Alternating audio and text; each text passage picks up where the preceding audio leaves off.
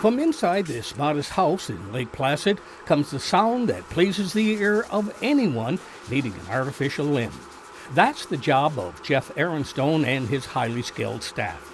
They fit artificial arms and legs on anyone to make their life more complete. Being an athlete himself, Aronstone said that he now wants to fit athletes with artificial devices that will let them compete in strenuous sports despite their handicap. Jeff Aronstone is a native of Lake Placid with a strong winter sports background.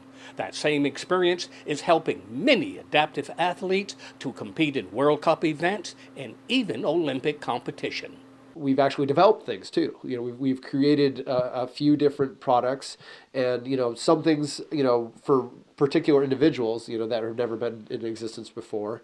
But then on top of that, we have kind of contracts with some of the sports federations, both the national and international federations, to kind of develop particular parts of adaptive equipment for those. The military was one of the early developers of prosthetics from the Civil War on up, including the recent conflicts in Iraq and Afghanistan. A lot of the individuals who lost a limb in battle, they were doing extreme sports before, and the Walter Reed and a lot of the hospitals have just as soon as they get back and they get stabilized medically, they are asked, what do you want to do? Because the Department of Defense funds them to go in and doing adaptive sports.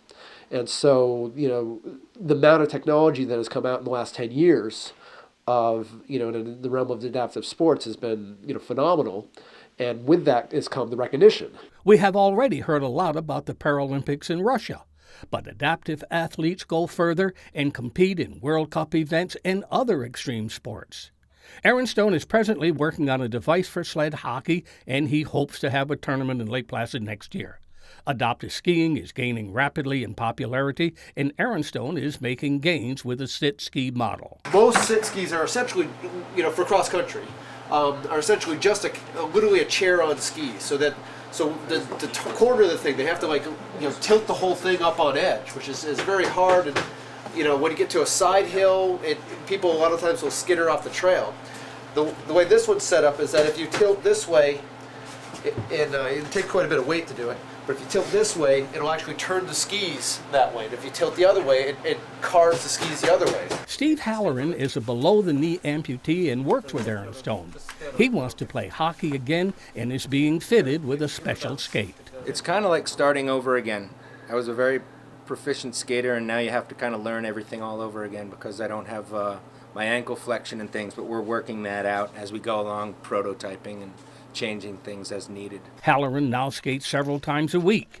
He eventually wants to play hockey with a regular stand-up team. It feels awesome to have the wind in my face and be skating around. And it really is amazing to come out and be able to skate. This new device for the sport of skeleton racing is now in use on the ice course. The legs are firmly kept from sliding off the sled.